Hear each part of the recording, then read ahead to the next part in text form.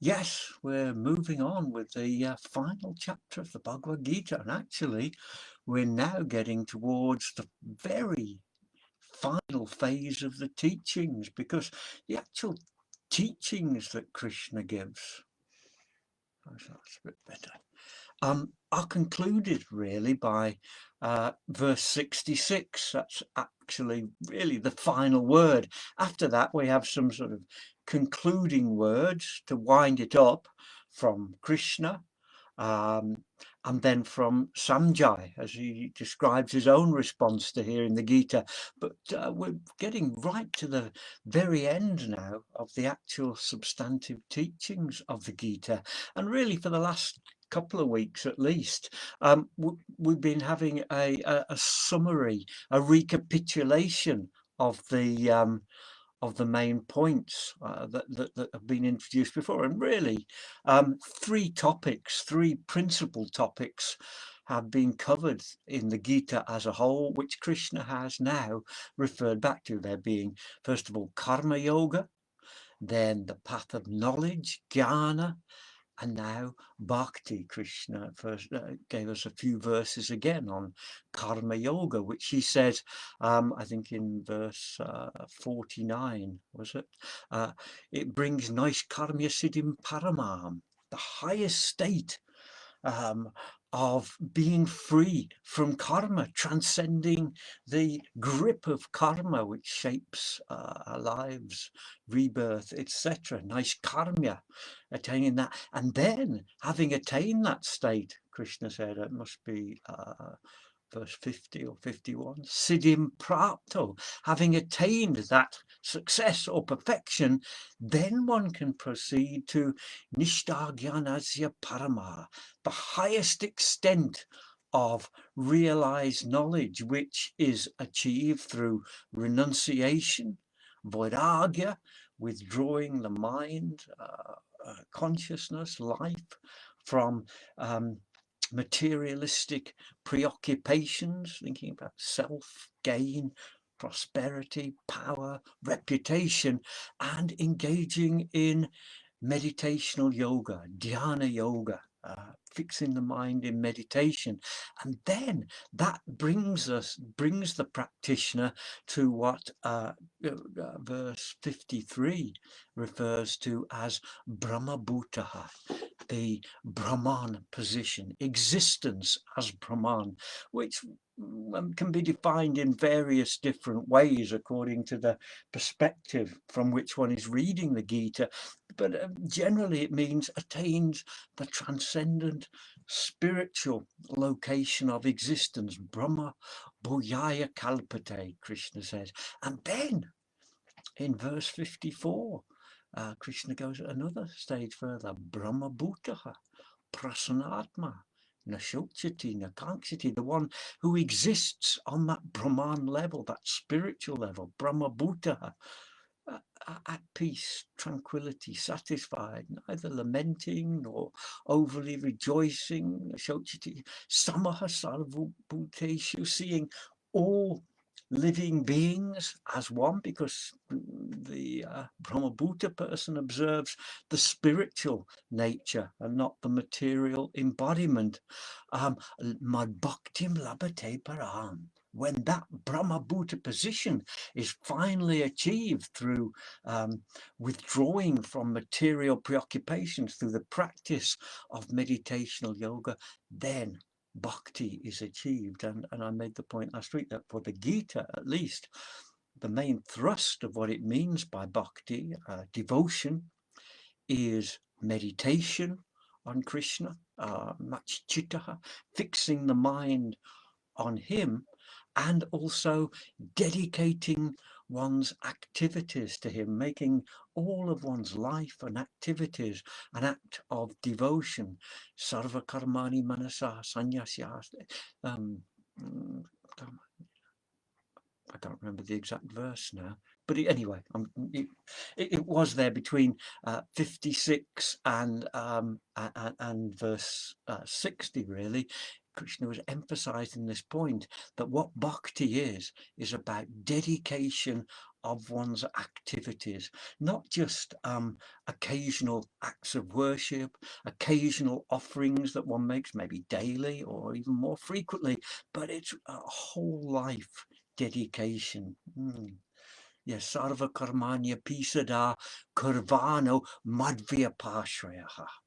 Dedicating, madhya pashraya, dedicating all activities to me. And I read that verse again from the Shiv Puran, which makes the point that how one acts in life should be done in consciousness of whether it is pleasing or displeasing to the deity, focusing one's life and activities around that. And then Krishna made a point, turning more directly to Arjuna, not so much the general teachings for all of us, but directly, as he's getting to his conclusion now, again directly addressing Arjuna's predicament. And he said, if because you're unwilling, because of your ahankara, your egotism, you're unwilling to accept good instruction, you still think as you did back in verse 9, Arjuna said, Nayotsye, I won't fight.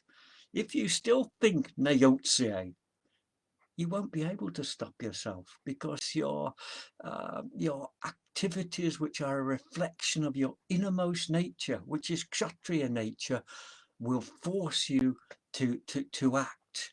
You're not independent of your nature. I think the point is a very obvious one, that once battle starts to rage and he sees his friends, his brothers, his allies being oppressed by the opposing army, Arjuna's the greatest warrior.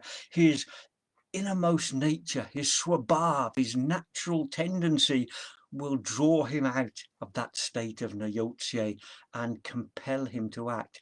Now, in verse 61, which is where we're starting from today, Krishna expands upon that point. It's not a blind process.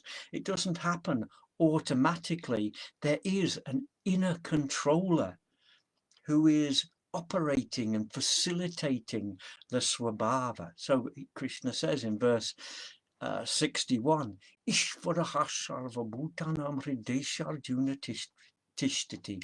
Ishvara, the Lord. Here Krishna switches again, as he has done several times in the text, from speaking in the first person, he switches to the third person. He talks of Ishvara as a separate entity. Of course, and he says that this Ishvara is in the hearts of all living beings. Of course, earlier in chapter 15, verse 15, he says, Sarvasya chaham hridi sanivishto, aham sanivishto hridi. I am situated in the heart, but now he chooses to refer to this inner presence of the deity, not as himself, but as Ishvara. So, Ishvara sarvabhutanam hridesharjuna tishtati. There is Ishvara, the Lord, the deity, is situated in the region of the heart, Hridesh. Desh means a land or a region, just like we have Bangladesh, which is the Bengal region, if you like. So Hridesh means the heart region, and Ishvara is situated in the heart region of Sarvabhutanam, of all living beings. So what is he doing there? Brahmayan Sarvabhutani. He is directing, controlling the wanderings, the movements of all living beings. Again, Sarvabhutani. Brahm means to wander, to roam. And really in this context, it means the movement of a living being through life from one lifetime to another. Now, it's not the case, I don't think, that Ishvara is making completely independent decisions. This person will do that, that person will do that. We are creating our own destiny. This point has been made clear philosophically, that we create our own destiny through the mental states that create actions and karma.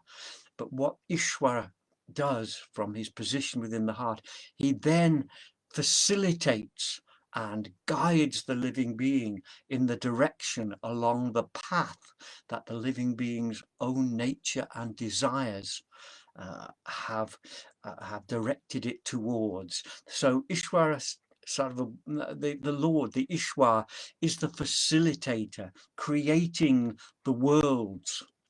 And I say worlds because each one of us, each living being, is the center of his or her or its own particular universe. It's amazing that in this universe, all the others are bit part players, and I am the center of my own universe. And there's all these interacting universes, and Ishvara is creating a universe for us that facilitates the path of progression that our desires and our actions have created for us. So Brahmayan Sarvabhutani Yantra Arudani Mayaya, that the living beings Yantra Arudani, they've entered onto a yantra, probably yantra in tantric teachings as a sort of design, but it means a kind of machine or something like that, a kind of working process, and it's composed of maya, which doesn't mean illusion here. It means the material manifestation. So as we move through this world, which is maya, which is material manifestation, we create new situations for ourselves through the power of our mind, and those the world, the appropriate world, is then created for us by Ishvara, who is within the heart. And what's clear from this verse, above all others, it's been mentioned before, but this verse most clearly is that within each and every one of us there is not only the individual Atman, but sitting or standing, tishtati, it says, standing literally, but I don't think it should be taken literally, is Ishvara, a manifestation of the supreme deity, a manifestation of Krishna. Now, this isn't an entirely new idea, because in the Upanishads, in the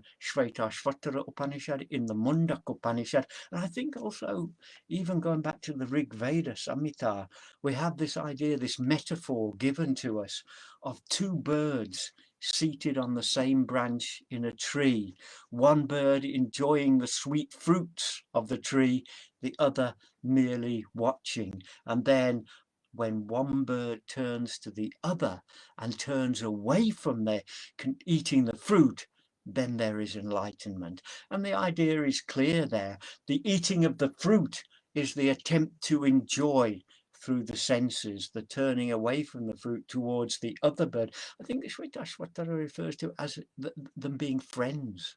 They are two birds that are friends seated together on the tree. But when he turns away from enjoyment and turns towards the Ishvara, then the process begins. And therefore Krishna says exactly that in the next verse.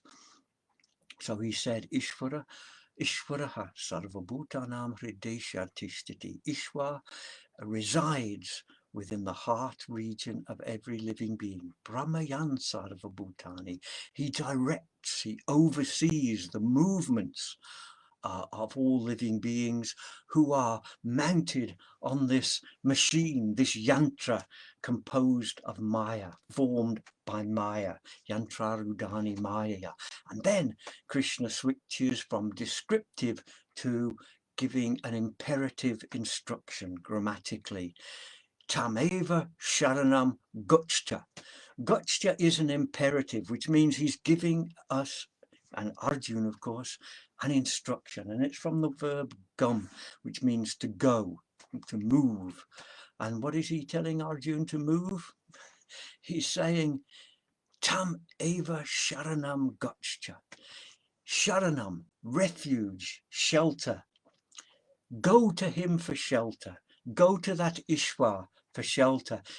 Use him as your refuge. Arjuna is in a dreadful plight, as are we all really. The world isn't a particularly pleasant place. It is at times quite pleasant, but overall there's problems, existential problems of old age, disease, death, bereavement. Where do we go for help? Tameva sharanam gachcha. Go to Ishvara, who is within the heart. You don't need to go to the temple or any other way, because sitting right beside the individual Atman within is Ishvara within. Tameva Sharanam Gachya Sarva Bhavena Bharata, O descendant of Bharata, Sarva Bhavena. What Sanskrit students will recognize, of course, this is instrumental, meaning with what? Sarva Bhava, which probably means with your whole existence. Sarva means all or whole. Bhava is from the verb to be, so it means with your whole existence. Surrender your whole life, your whole existence to him. Bhava sometimes also means love or devotion, so it could mean with all your love and attachment, but probably it means with your whole existence. So go to him. Go to Ishvara, Gachya, Tameva Sharanam Gachya. Go to that refuge within him with your whole existence. Absolute surrender. Again, Ramanujacharya is very strong on these particular verses, and it forms one of the cornerstones of his teaching, which is property, surrender, taking refuge in him, looking for shelter within the with the deity. Tameva Sharanam Gachya Sarva Bhavena Bharata, with all your existence, your whole existence. And then what happens then? Sarva Bhavena Bharata. Tat Prasadad Avapnoti Shashvatam Padam Avyayam. You will then attain, avapnoti means you will gain, you will achieve what? Shashvatam Padam Avyayam. Padam means a position. Shashvatam and Avyayam are two adjectives, really, or used adjectively to give information about that pada, about that position, which is Shashvata, which is eternal, in contrast to our present existence, which is self-evidently temporary.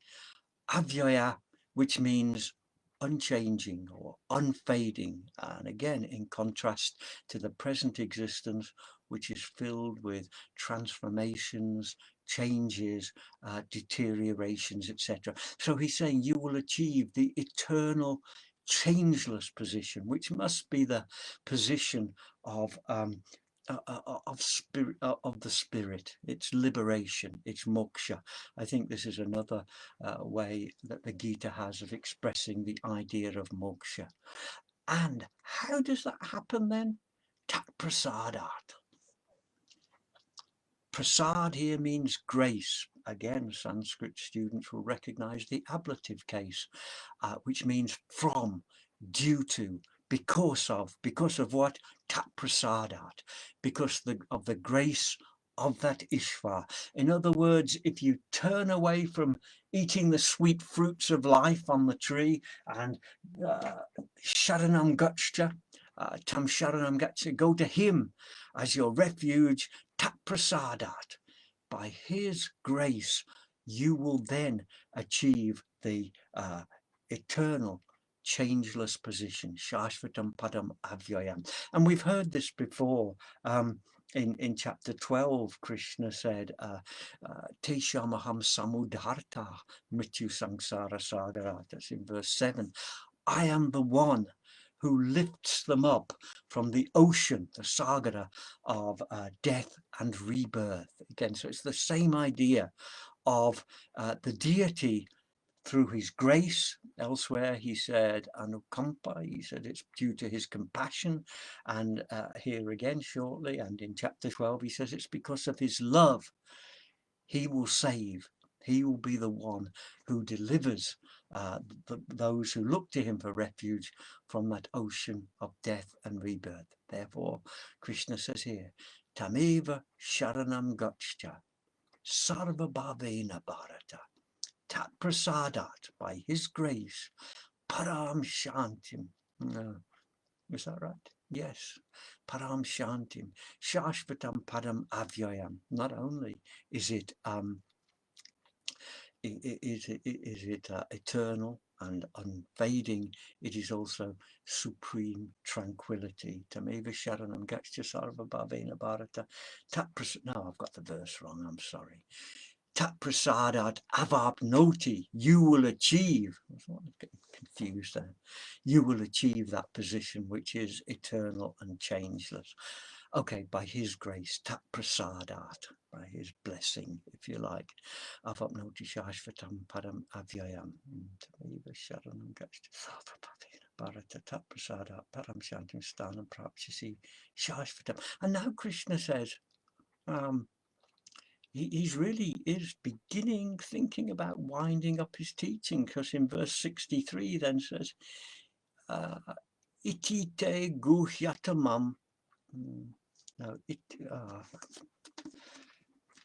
my mind is iti te jnanam akyatam. I'm sorry. Iti te jnanam akyatam. These are really starting the concluding words here. Iti, thus, te, to you, jnanam akyatam. Wisdom, knowledge, gyan, akyatam has been declared. In this way, knowledge has been declared. Iti te gyanam akyatam guhyad guhyatamamaya. Guhya, it means a cave or a secret or a mystery, something that's normally hidden. And this is guhyad. Of every secret, it is guhyatamam. It is the most secret, the most mysterious teaching. And one might say, perhaps a better translation will be the most profound teaching that has been given to you. The essence of the revelation has been given to you. And it may be that it's the previous verse that Krishna is talking about, that idea of taking refuge with Ishvara, or it may be the Gita as a whole. But anyway, he says, iti te jnanamakyatam guhyad guhyatamamaya. Thus, knowledge, that is the most profound of all profundities, has been declared to you. This knowledge, this wisdom, this enlightening wisdom, akyatam, it's been proclaimed, declared to you, this jnana. Now then, what he says next is really quite interesting. He says, vimushaitadasheshena, thinking about it, vimusha, atad, thinking about this, asheshena, without anything left over, no shesha, no leftovers. In other words, completely, thinking about it all completely, everything that I've said. In other words, thinking carefully, reviewing it, going over it, and trying to establish the meaning. And then, so, vimushaitadasheshena, yatichchasi tatakulu, which means yata ichchasi, as you desire, as you wish, whatever you wish. Yata ichchasi tatakuru, so you must act, Krishna says. You must do what you think best. And I think this is really interesting because it reveals to us a lot about what sort of text, book, teaching, scripture the Gita really is. It's not like a dogmatic text which we have to bow down before, even if it doesn't make sense to us, even if it seems wrong to us. It's wisdom that guides and helps us, just as a wise friend would advise us. Every one of us in life, life is a dilemma. We want to know how to structure life. And naturally enough, we look to a source of wisdom which can help by giving us advice, teaching. So, vimushaitadasheshena, think about everything that I've said, verse by verse, line by line, word by word. Think about it all very carefully, but ultimately, yatechchasi tatakuru. You then have to go away and make your own choices. Should you surrender to Ishvara, or should you decide to not accept those teachings? Should you think, I can't do it? Ultimately, though, the choice lies with yourself. Yatechchasi tatakuru. And that's what Krishna says. He's not a dictator, a cruel master, demanding anything of us at all. The wisdom of the Gita is freely given. It is a gift of wisdom. Here, take this. Now do with it whatever you think best. It's a wonderful gift that has been given to every person throughout the world. This is Sanatan Dharma, universal Dharma, freely given. You take it without any obligation. You don't have to pay for it, and you don't have to make any commitment to it.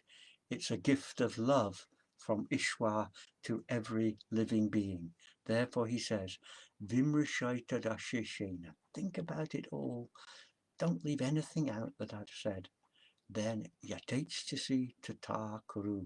Now, Ramanuj in his commentary refines that a little bit. He says, not quite do whatever you want, which is literally what it says. He says, choose which path you want. You can do karma yoga, or you can follow the way of dhyan, or you can follow the way of bhakti. That's the choice. Ramanuj says he's a little reluctant to let us all completely off the leash, so perhaps he's right in that sense, but it's perhaps the easiest instruction of the Gita to follow. Do what you want, in other words, basically.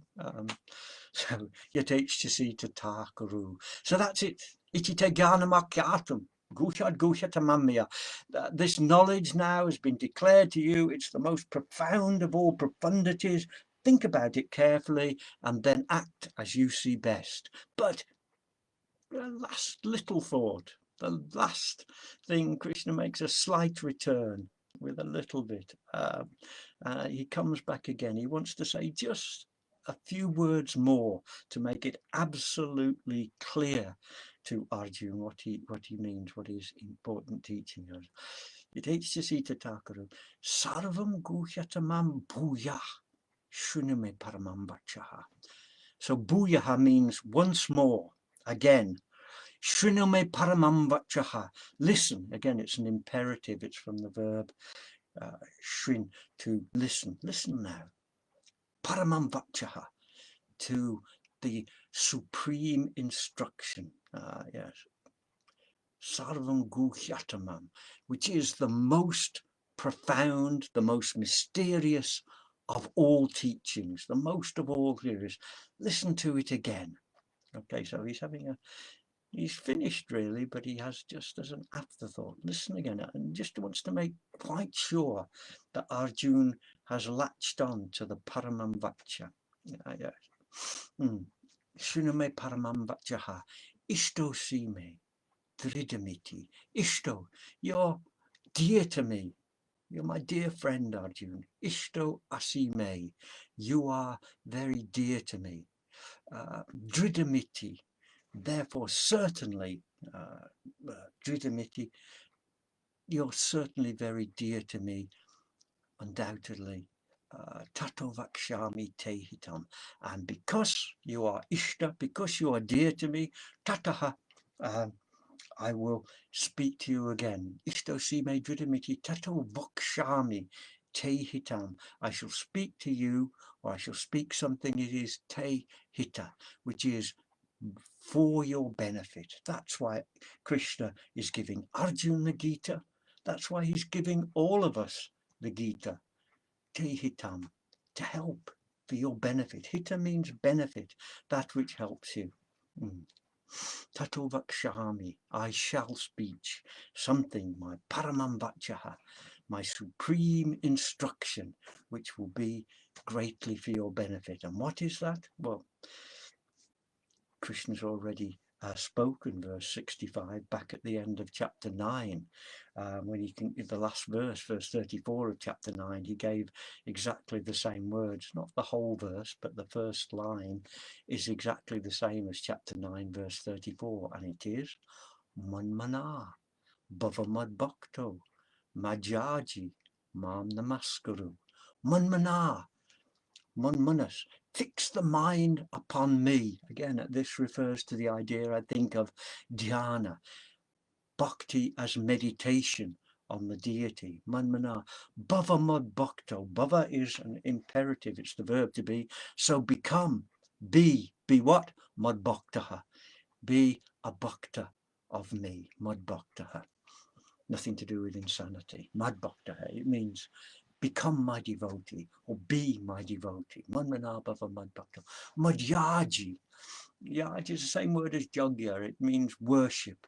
Engage in acts of worship directed towards me. Mam namaskuru, namaste, namaskuru. Make the namas. Kuru means to make. So make the namas to me.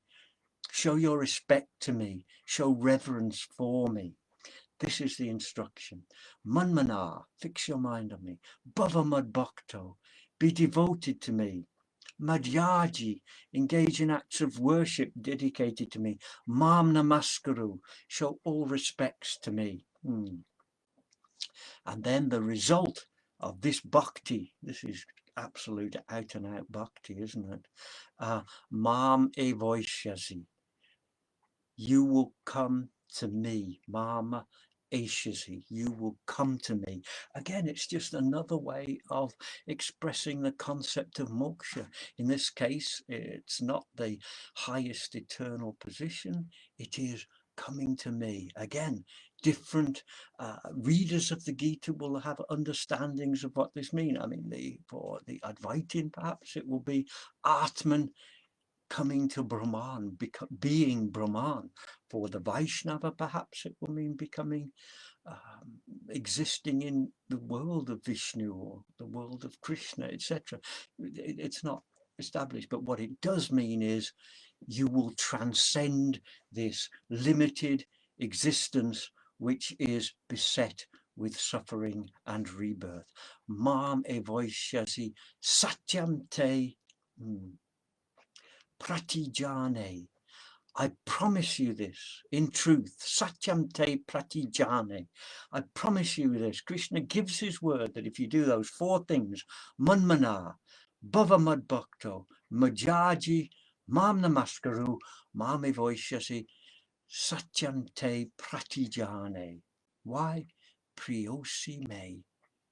Priya, again, it's that word, love, the language of love, that is such an innovative, original and striking feature of the Bhagavad-Gītā that sets it a little apart from the Upanishads. Of course, Gita is very Upanishadic in a lot of its teachings. It quotes Upanishads, it uses a number of Upanishadic ideas, but uniquely and in a way that we don't find anywhere in the Upanishads.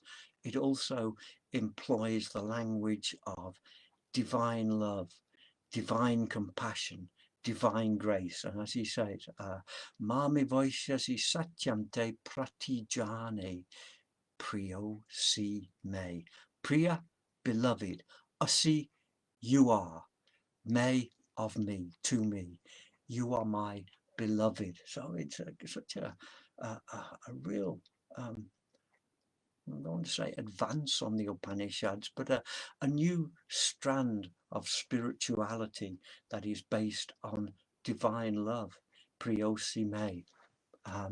So that's the final teaching that Krishna wants to give. So this is manmana, bhava madbhakto, madhyaji, mam namaskaru, mam evoishyasi, satyam te pratijane.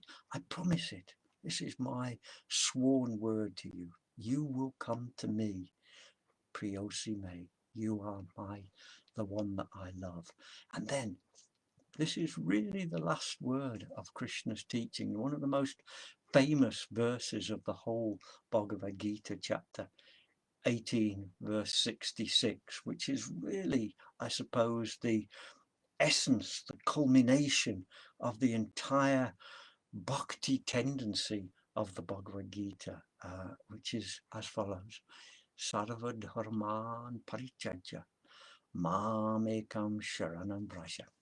Sarva dharman parityajya.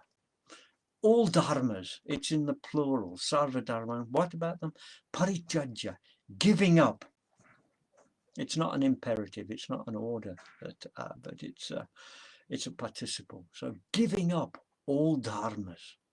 And I think what this means is dharmas here means all religious path, all striving, all the the duties that are imposed upon us. You don't have to do any of this. You don't have to follow any other religious discipline. It's quite a dramatic statement. Sarva dharma parityajya. Why is that? Mam ekam sharanam vraja. It's that same word, sharana, but this time it's in relation to Krishna, who of course is Ishvara. The same word as in 1861 in relation to Ishvara is now used in relation to Krishna. So, sarva dharmam parityajya mamekam sharanam vraja. If you can follow this path of absolute surrender to the deity, then no other religious path is required. And I think we might question or wonder what on earth this means when Krishna says abandoning all dharmas. Shankaracharya is very clear on this, exactly what it means, because it feeds into one of the principal themes of all his writings, which is that ritualism is unnecessary if one is striving to achieve the highest spiritual goals. He even right in the beginning of his Brahma Sutra commentary, Atato Brahma Jignasa, he makes the point repeatedly. It doesn't mean acquire or seek knowledge of Brahman after having completed the rituals. You don't need the rituals. So in Shankara's view, ritualism is for life in this world. To escape from this world, only knowledge is required, and therefore Shankara writes an extensive commentary on this verse, emphasizing and re-emphasizing this point. Sarva dharmam parityajya. Forget about Vedic ritualism. It's absolutely unnecessary. Just follow the spiritual path to acquire higher knowledge. There is also another doctrine called the Jnana Karma Samuchayavad, which some people argued that the path to liberation is achieved through ritualism and the wisdom of the Upanishads in combination. Shankara rejects that utterly as well. He is really forceful on this, more forceful than Ramanujacharya in his commentary on this denial of Vedic ritualism. For him, it may have some limited small value in bringing purity by ritualism, but really it's of no use. Knowledge, liberation, moksha comes only through knowledge of Brahman, knowledge of the unity of Atman and Brahman.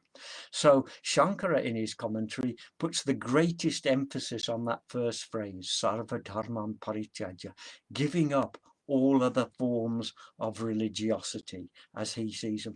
I don't think it means dharma in the sense of proper conduct. It doesn't mean you can go out and, I don't know, shoplift or steal or cheat or lie, because that, you know, honesty is dharmas. Forget about honesty, forget about kindness and goodwill. I don't think it means for that. By dharma, he means it, I think the Gita means it in the sense that Jaimini uses it in the Mimamsa Sutras relating to ritualistic religion. What Krishna is saying is, if you depend upon me, if you look to me as your only refuge, then all the forms of ritualism that are present there in the Vedic revelation, you don't need to be concerned about them. In other words, dependence upon me takes you beyond the requirement of rituals of that kind. It's a state of consciousness.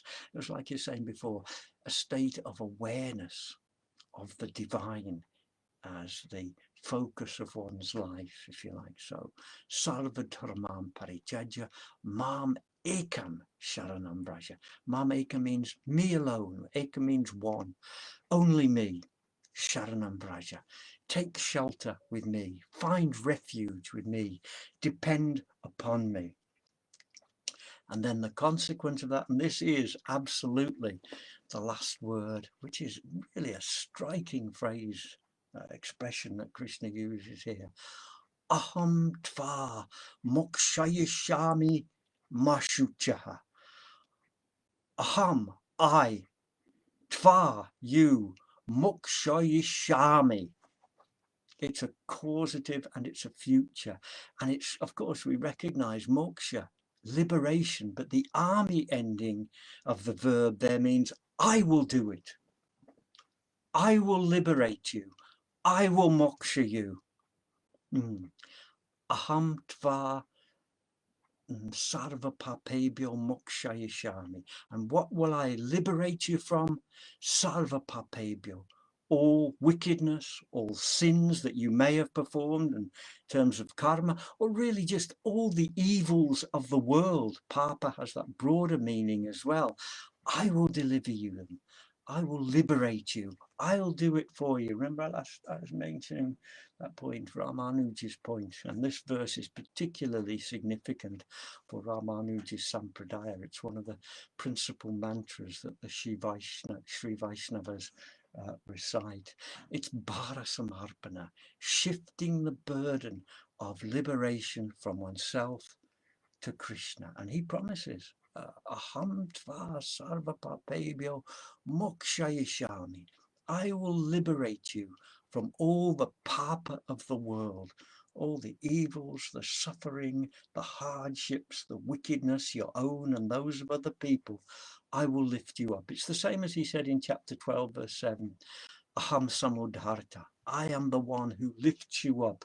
Here he says, I am the one who liberates you from all papa. It's a very strong assertion of a doctrine of grace.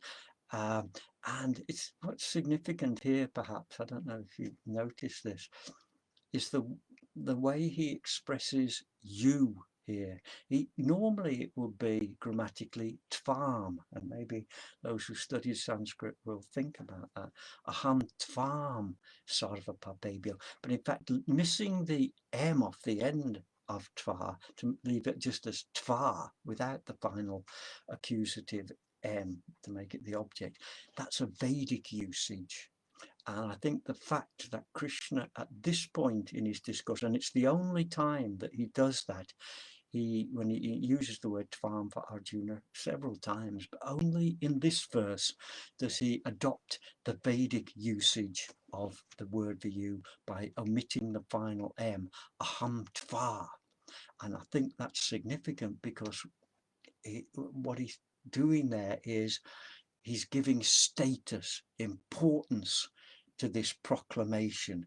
It is a revelation that it has that absolute status that is typically ascribed to the Vedas. Therefore he says, aham tva sarva papebhyo mokshayishami. And finally, the very, very last word of all, mashuchaha. Don't worry, don't grieve, don't be upset anymore. This is a tremendous word of comfort. You can see, as he said in the previous verse, Priyosi me, you are my beloved. And in this final little phrase, that love of Krishna for Arjuna is drawn forth, it's manifest. Don't worry, my dear friend, my beloved one. Don't have these anxieties. I'm going to take it all away from you. Mashuchaha. Sharanam mamekam sharanam vraja. Just leave it all to me.